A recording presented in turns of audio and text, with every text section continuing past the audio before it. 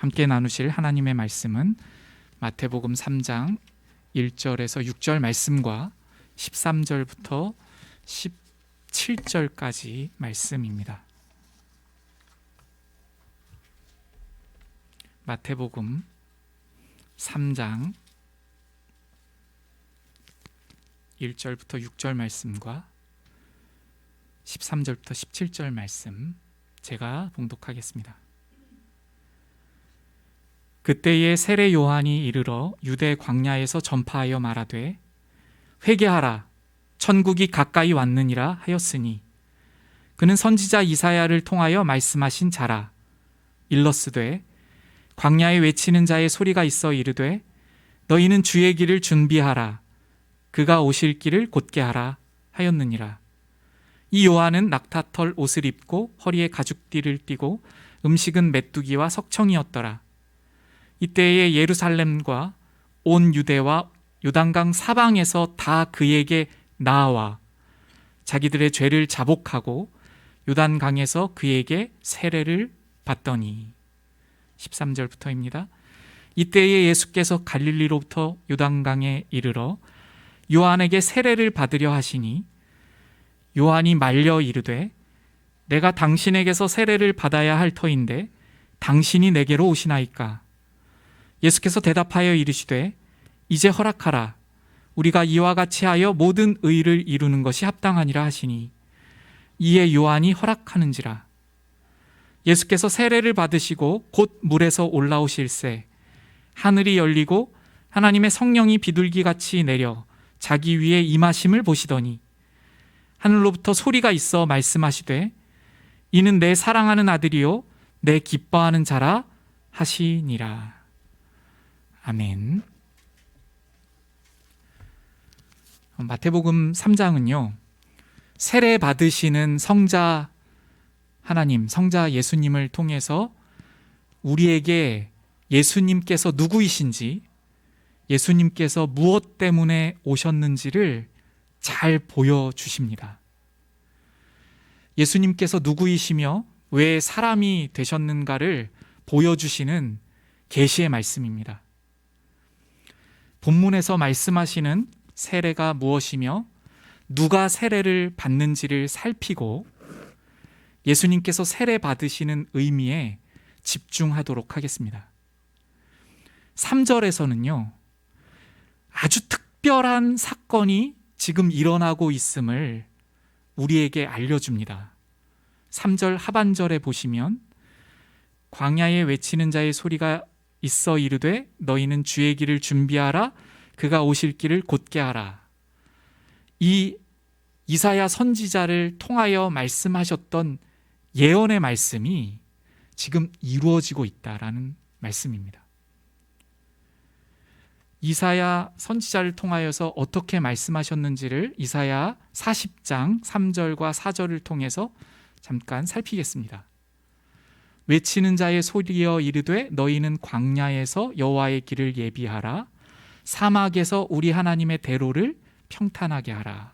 4절 골짜기마다 도두어지며 산마다 언덕마다 낮아지며 고르지 아니한 곳이 평탄하게 되며 험한 곳이 평지가 될 것이요. 이렇게 말씀하고 있는데요. 여기서 하나님의 길을 여호와의 길을 준비하라는 것이 무엇이죠? 지금 이 준비가 이루어지고 있다고 마태복음 저자는 기자는 이것이 지금 이루어지고 있습니다를 우리에게 말하고 있는데요.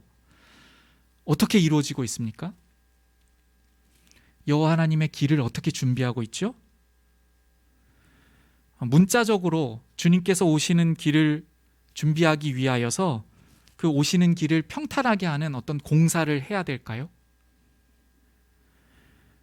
누군가가 높은 언덕을 낮추기 위해서 높은 언덕을 이렇게 낮추는 공사를 하고 골짜기를 메우는 그러한 마치 고속도로 공사처럼 주님의 오실 길을 이렇게 문자적으로 준비하는 그러한 말씀이실까요?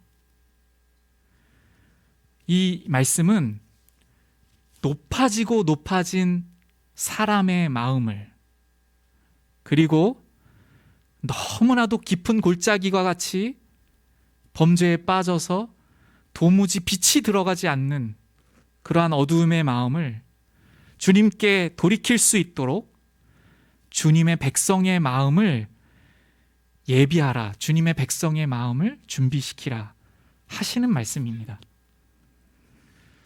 세례 요한이 바로 이사야 선지자의 그 예언과 같이 그 준비를 하는 사람이었고, 그가 회개하라, 천국이 가까이 왔느니라 라는 메시지를 통해서 주님의 백성의 마음을 준비시키고 있다고 마태는 우리에게 말씀해 주시는 것입니다.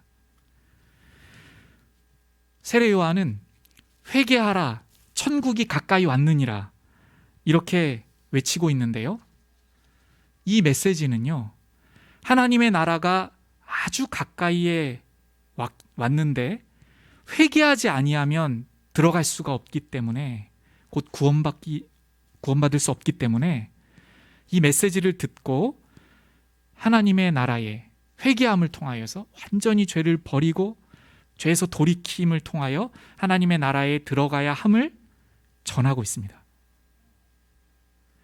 곧 높아진 마음, 죄악된 마음을 버리고 하나님의 나라를, 그 임재를 준비하라는 것입니다. 그런데요, 이 메시지를 어디에서 외쳐야 효과적입니까? 사람의 마음을 준비하는 것인데 사람들이 많은 곳에서 이 메시지를 전해야 효과적이지 않을까요? 그렇다면 예루살렘에서 이 메시지를 전해야 많은 사람들이 듣고 그 마음을 준비하지 않을까요? 근데 세례 요한은 광야에서 이 메시지를 외쳤습니다. 그리고 아주 주목할 만한 일이 일어나고 있다고 5절에서 기록하고 있습니다. 보시면요, 5절을 보시면요, 이때란 것은 이 말씀이 외쳐질 때에 예루살렘과 온 유대와 요단강 사방에서 다 그에게 나와, 이렇게 말씀하고 있습니다. 여기 지금 나온 사람들이 누구였을까요? 예루살렘 사람도 있었고 유대 사람도 있었습니다. 그들은 예루살렘에서 살면서, 유대에서 살면서 그 당시의 삶을 살아가고 있었던 것이죠. 그런데 천국이 가까이 왔으니 회개하라는 외침을 광야를 지나가다가 들었던지, 아니면 이러한 메시지를 누가 외치더라 하는 것을 듣고 지금 광야로 나오고 있는 것입니다. 예루살렘에서 설교를 많이 듣고 신앙생활을 하던 그들이 이 광야에서 외치는 소리를 듣고 세례 요한 앞으로 나아가고 있습니다. 이 회개의 외침에 마음이 움직여서 이 자리에 나온 사람들이 누구였을까요? 누가 이 말씀에 반응했을까요? 바로 마음에 찔림을 받은 사람들이었죠. 천국이 왔습니다, 회개하십시오, 이 메시지를 듣고 마음에 찔림이 있는 사람이 지금 이 자리에 나오는 것입니다. 무슨 말이냐면요, 나는 잘못 살고 있는데, 이렇게 살면 안 되는데 하는 사람들이 이 자리에 지금 나오는 것입니다. 짧게 말씀드리면 저는 죄인입니다, 저는 구원받아야 하는 죄인입니다 하는 사람들이 이 자리에 찔림을 받아 나오고 있는 것입니다.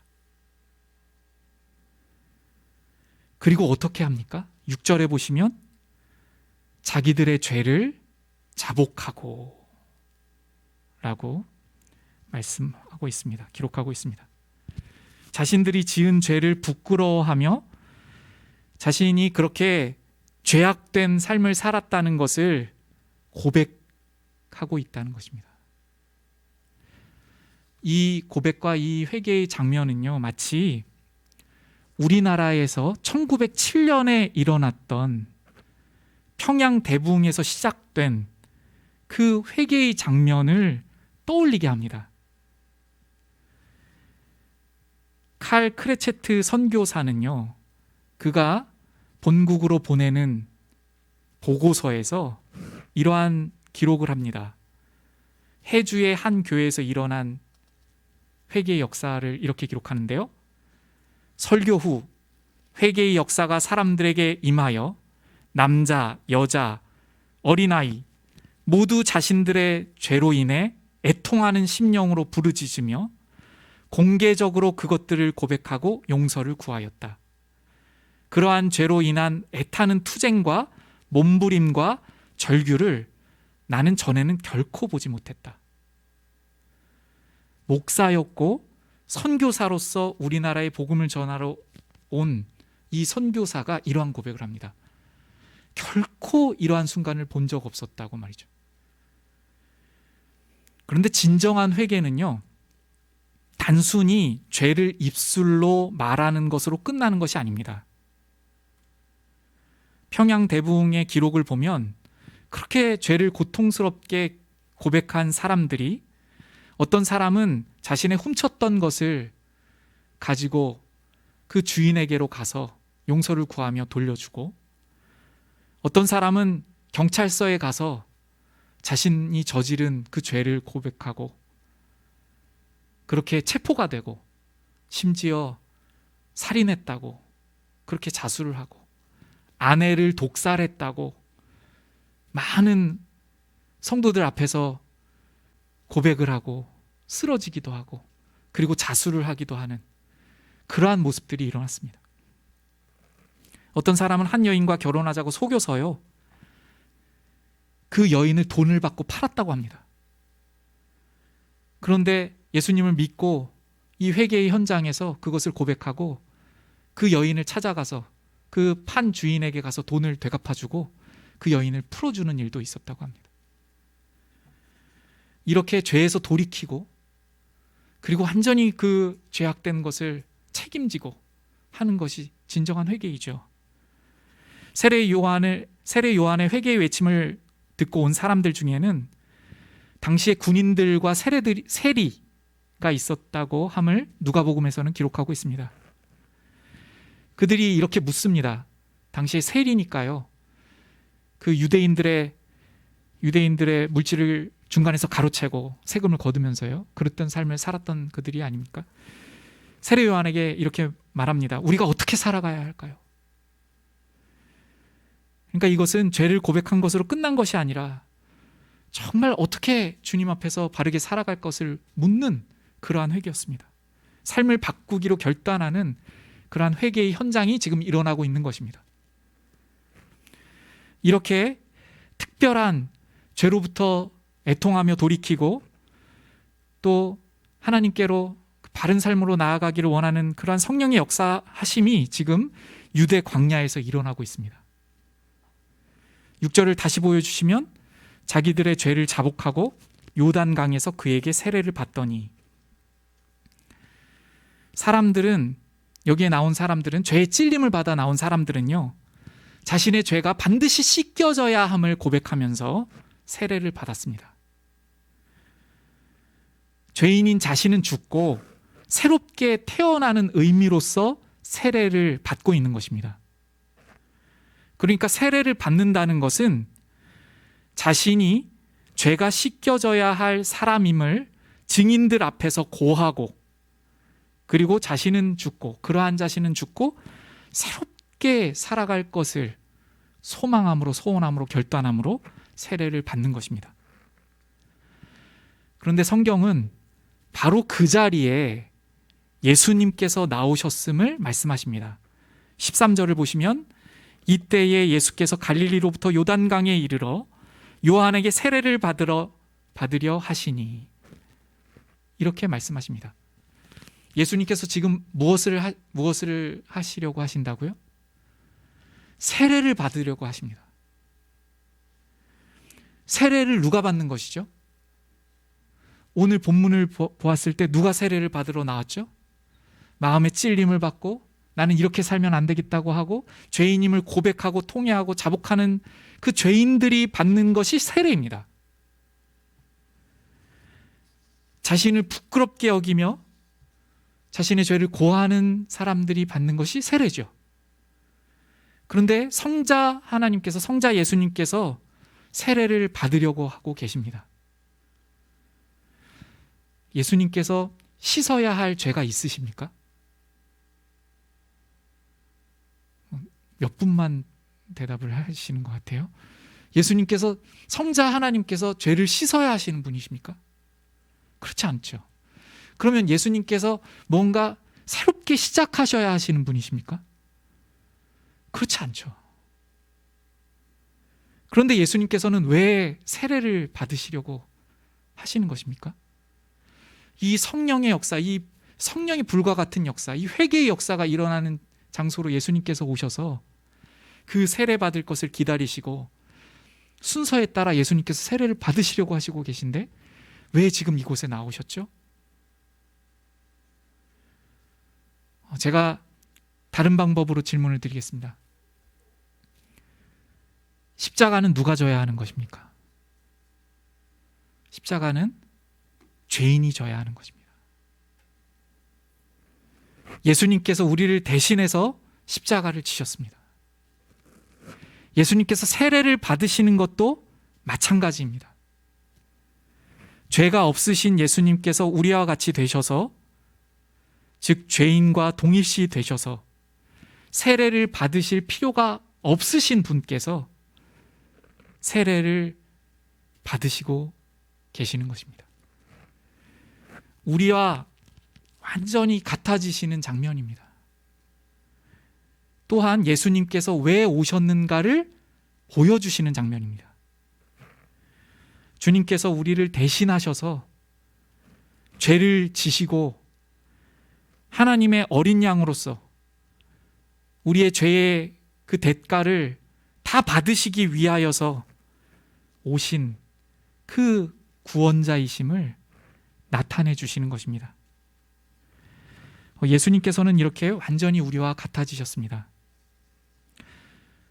세례를 받아야 하는 우리와 완전히 같아지셨다는 것은요, 우리의 모든 죄악을 예수님께서 예수님의 것으로 가져가셨다는 의미입니다.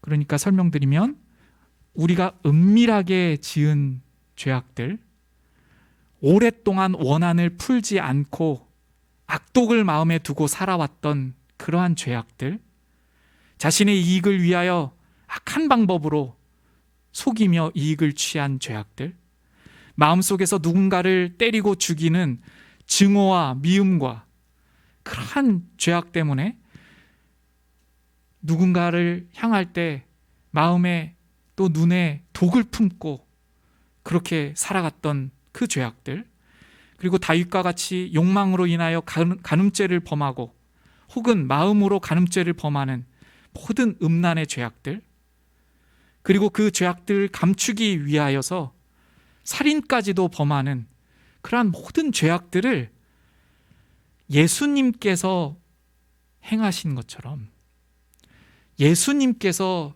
죄를 지으신 것처럼 그 죄악들을 다 가져가셨다는 말씀입니다. 이것이 예수님께서 세례를 받으시는 의미입니다. 뿐만 아니라 예수님께서 그 모든 범죄, 모든 죄악을 지을 수밖에 없는 죄악된 우리의 본성을 예수님께서 가져가셨다는 것입니다. 구약의 제사와 희생 제물은요, 죄사함의 방법과 예수님을 우리에게 미리 보여주십니다. 제물을 가지고 온 사람이요, 죄를 고백하면 제사장은 그 제물 위에 안수하면서 그 제물을 가지고 온 사람의 죄를 그 희생 제물 위에 전가시킵니다. 죄가 없고 흠이 없는 양이 제물을 가지고 온 사람의 죄를 뒤집어 쓰고 죽음에 이릅니다. 오늘 본문을 보면 많은 사람들이 죄를 고백하고 용서함을 받기 위해서 나와 지금 세례를 받고 있습니다. 그러면 이 죄를 대신 담당해야 하는 제물이 필요한 것이죠. 예수님께서는 이 사람들이 지금 고백하고 있는 이 죄악들과 그 죄악을 짓게 만든 그 본성의 그 모든 담당할 죄들을 주님께서 대신 지시기 위하여 이 자리에 나아오시고 계시는 것입니다. 그러면 우리가 예수님께서 이 죄악을 다 가져가셨음을 오늘 이 본문을 통하여 보고 있는데요. 우리의 죄를 다 담당하시기 위하여서 이 땅에 오셨음을 우리가 지금 본문을 통하여 바라보고 있는데요. 성자 하나님이신 예수님께서 우리의 죄악을 가져가시는 것, 우리의 죄악을 담당하시는 것이 어떠한 것일까를 한번 살펴보겠습니다. 우리 사랑하는 성도님들께서 정말 싫어하는 그러한 죄가 있으십니까? 정말 끔찍하게 싫어하는 어떠한 그러한 죄악이 있으십니까? 그러한 죄악이 만약에 뉴스에서 보도가 되면 막 치가 떨리고 몸이 떨리는 그러한 죄가 있으십니까? 어린아이를 납치하고 가두고 때리고 고문하는 그러한 죄악을 볼 때에 너무 그 죄가 밉고 싫어서 정말 폭발할 것 같은 그러한 마음을 느끼실 때가 있지 않습니까? 성자 하나님께서는요, 예수님께서는 죄를 도저히 그냥 보실 수가 없으신 분이십니다. 죄를 보시면 가만히 두실 수가 없으신 그 하나님의 공의로우시고 거룩하신 성품이 가득하신 분이 바로 예수님이십니다.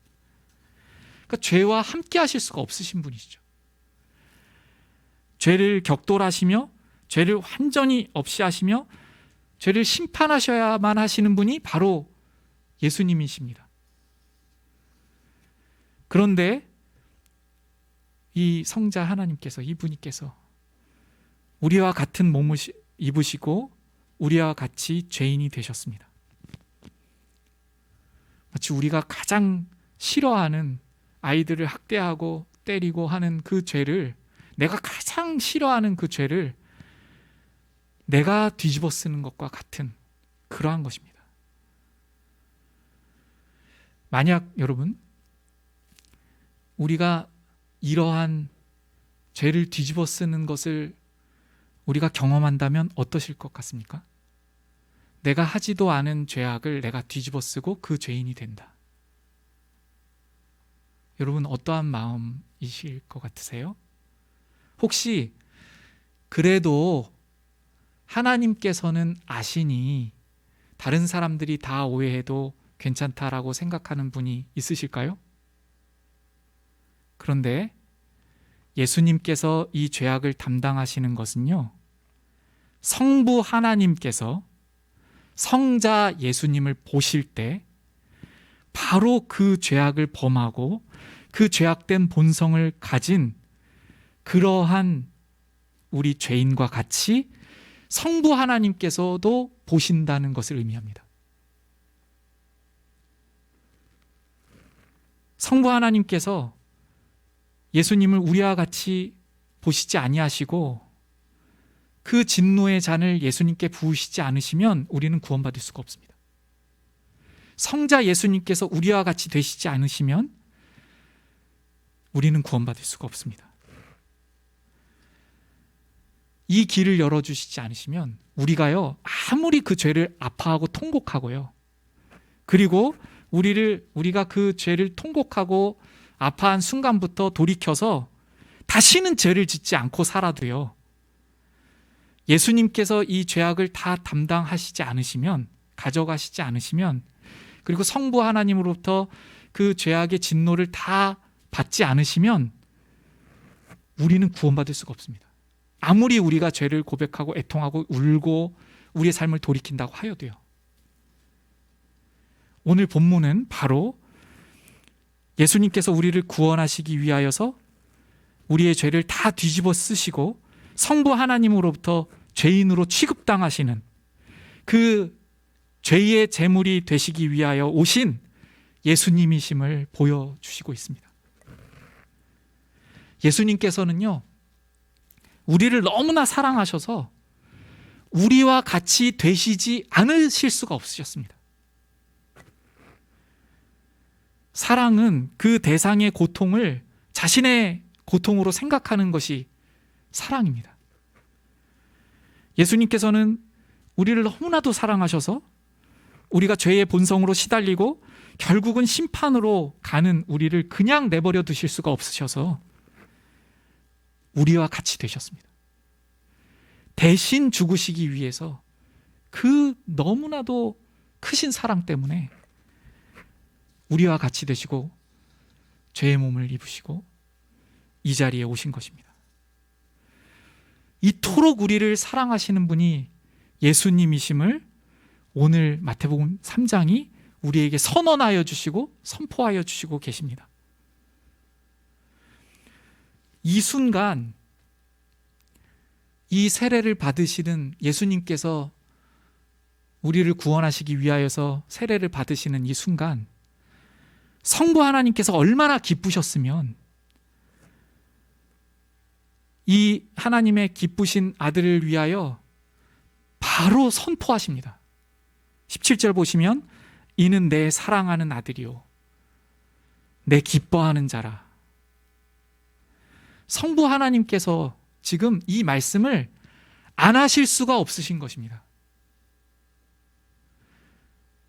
하나님께서는요 이렇게 자연 법칙을 깨시고 우리에게 직접적으로 말씀하시는 것을 성경 전체를 통하여도요 우리가 찾아볼 수 없을 만큼 그렇게 하나님께서 이렇게 나타내 주시고 직접적으로 말씀하시는 장면이 아주 드뭅니다. 그런데 성부 하나님께서 예수님께서 이 구원의 뜻을 이루시기 위해서 성부 하나님께서 원하시는 우리를 너무나도 사랑하셔서 택정하시고 우리를 구원하시기로 작정하신 그 섭리와 그 사랑을 이루시기 위해서 그 계획을 이루시기 위해서 예수님께서 성부 하나님의 그 뜻을 공유하시고 동일하신 마음으로 성부 하나님을 너무나도 사랑하시면서 또한 동시에 우리를 너무나도 사랑하심으로 이 자리에 제물로 오셔서 세례를 받고 계시는 이때에 성부 하나님께서는 너무나 기쁘신 것이죠. 그래서 그 성자 예수님께 대한 사랑을 감추시지 못하시고 하늘을 여시고 선언하시고 선포하시고 계십니다. 우리를 구원하시기 위해 우리와 같이 되신 예수님을 생각하시면서 그 사랑과 은혜를 받은 자로서 우리는 어떻게 살아가고 있는지를 돌아보면 좋겠습니다.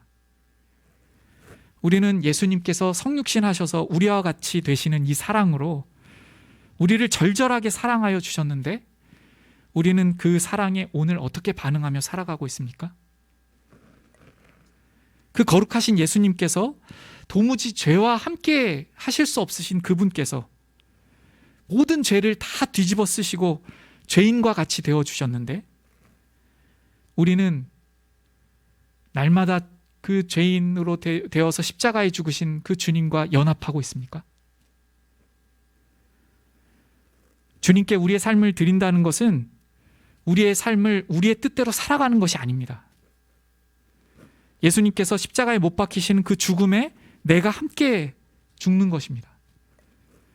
매 순간 나의 본성이 나를 지배하려고 할 때에 예수님의 십자가 앞으로 나아가서 예수님께서 나의 이 본성을 가져가 주시고 나의 모든 죄악을 가져가 주셔서 죽으신 그 십자가에 내가 지금 죽겠습니다. 내가 같이 십자가에 못 박힙니다. 하는 죽음을 경험하는 것이, 죽음으로 나아가는 것이 예수님께 우리의 삶을 드리는 것입니다. 혹시 최근 이 시기를 살아가시면서 아무도 하나님의 이 크신 사랑과 예수님의 사랑을 보여주는 사람이 없다고 그렇게 생각하시는 분이 계십니까? 아무도 나에게 말해주는 사람이 없다고, 어떠한 특별한 일이 일어나지 않는다고 그렇게 혹시 생각하고 있지는 않습니까? 얼마나 특별하고 기적 같은 사랑을 마태복음 3장이 우리에게 보여주시고 있습니까? 이보다 더 특별한 사랑을 주님께서 우리에게 더 보여주실 수 있습니까? 주님께서 우리를 얼마나 사랑하신다고 선언하여 주시고 죄인과 같이 되어 주셨는데, 그래서 그 사랑을, 이 기록된 사랑을 더욱 깊이 알아가라고 우리에게 말씀하여 주시는데, 우리는 과연 어떠한 삶을 살고 있습니까? 이제 말씀을 맺겠습니다. 우리는 이 모든 증거를 다 보았습니다. 거룩하신 성자 하나님께서 우리를 위하여 성육신하시고 우리와 같이 동일시 되셔서 세례를 받으시는 이 장면을 보았습니다. 세례는 죄인이 받는 것인데, 애통하고 통곡하고 새삼 살기를 원하는 죄인들이 받는 것인데, 그 세례를 예수님께서 받으심을 통해 우리의 모든 죄악을 담당하시고 죄인과 같이 되신 것입니다. 이것을, 이 증언을, 이 주님의 사랑을 다 본 자로서 우리는 어떻게 살아갈 것임을 마태복음 3장이 우리에게 질문하고 있습니다. 우리 다 함께 찬송가 311장을 부르시면서요, 오늘 본문 말씀 기억하시고 기도로 나아갔으면 좋겠습니다.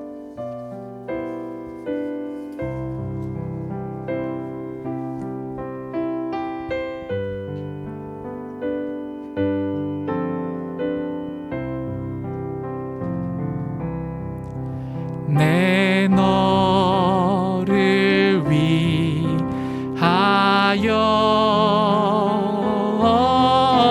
몸버려 피 흘려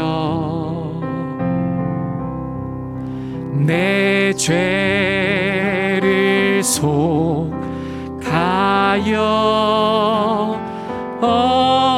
살 길을 주었다.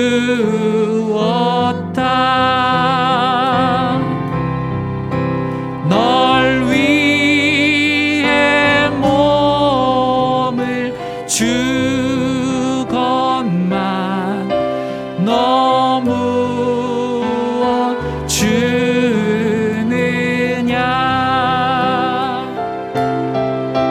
널 위해 몸을 주건만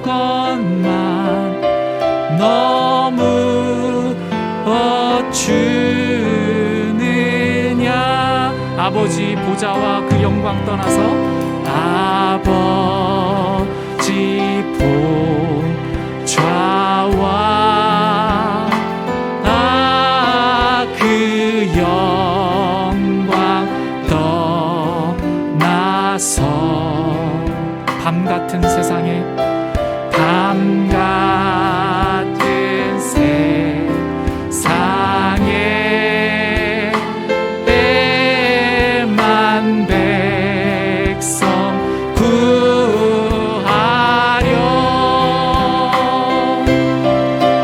내 몸을 희생했건만 너 무엇 아느냐.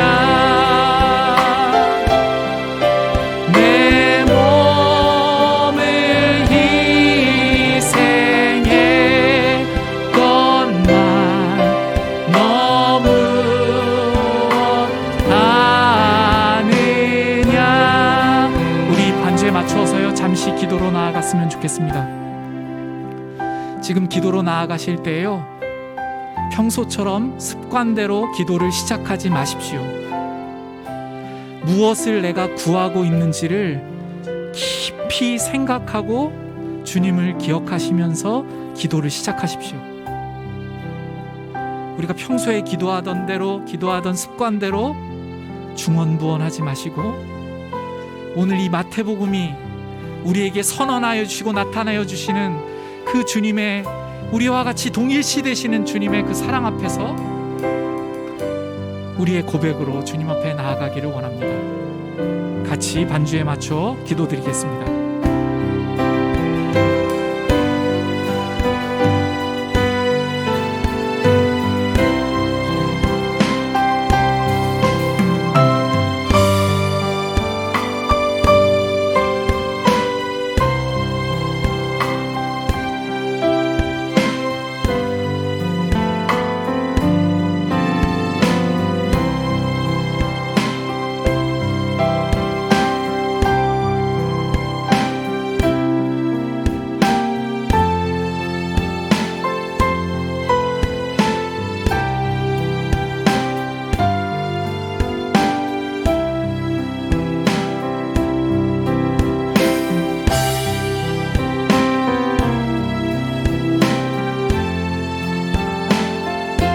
가지 더 기도했으면 좋겠습니다.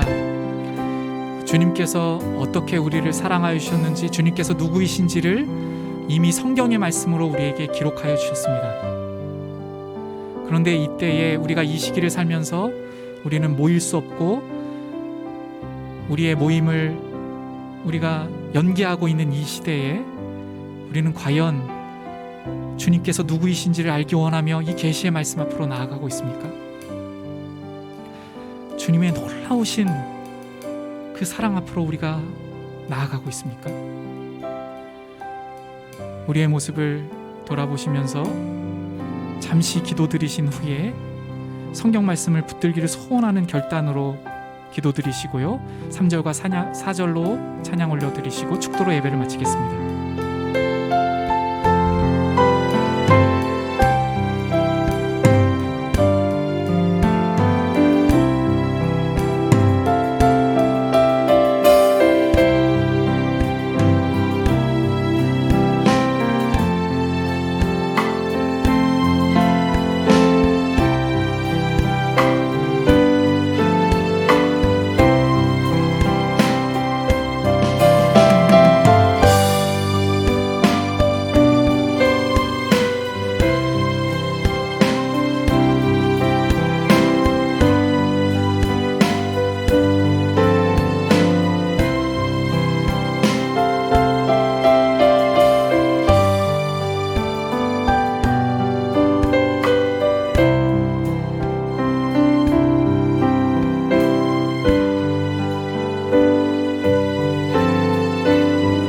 죄 중에 빠져서 죄 중에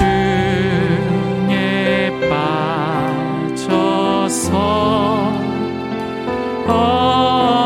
영주를 인생을 구하려 주려고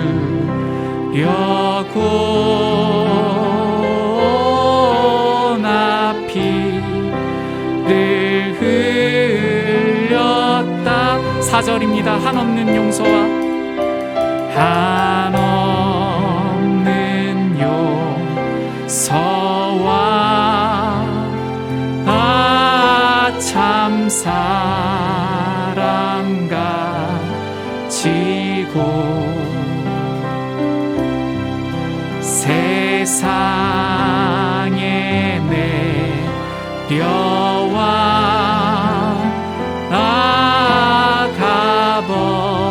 값없이 주었다.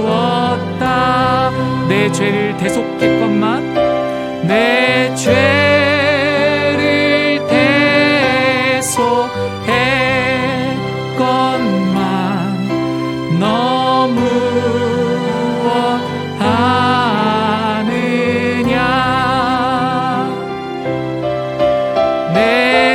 죄를 대속했건만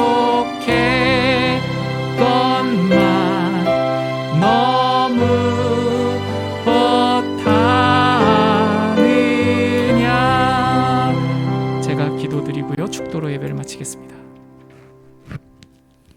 하나님 아버지, 마치 우리들의 신앙이 어떠했는지를 우리가 알곡인지 쭉정이인지를 구별하시는 것과 같은 그러한 시대가 우리에게 찾아온 것 같습니다. 형식적으로 예배하고 많은 모임들에 참여하면서 마치 잘하고 있는 것처럼 보였던 우리들이 많은 시간을 혼자 갖고 있으면서 어떠한 삶을 살고 있고 어떠한 마음이 되어가고 있는지를 우리 스스로 느끼는 시대에 왔습니다. 아버지 하나님, 모두가 다 말세지 말이라고 하고 모두가 다 심각하다고 하고 모두가 끝자락에 섰다고 하면서 우리의 마음이 정말 진정으로 어떠한지, 천국이 가까이 왔는데 정말 낮은 심령으로 회개하며 주님께서 우리를 위하여 십자가를 지신 은혜를 우리가 절절히 더욱 알아가고 있는지를 돌아봅니다. 아버지 하나님, 부끄러운 마음을 주님 앞에 고백드리오니 이 시간들을 통하여 우리의 믿음이 새롭게 시작될 수 있도록 우리의 거추장스럽고 우리가 치장하였던 것들 다 버리고 진정한 그리스도인으로 설 수 있도록 주님께서 불쌍히 여겨주시옵시고 인도하여 주옵소서.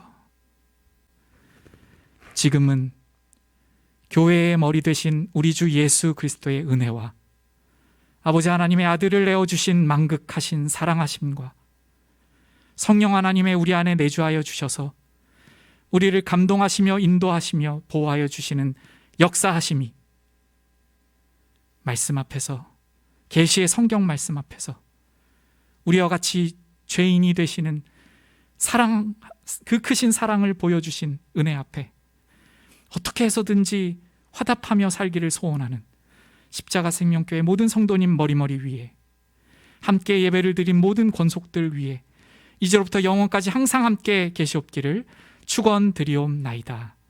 아멘.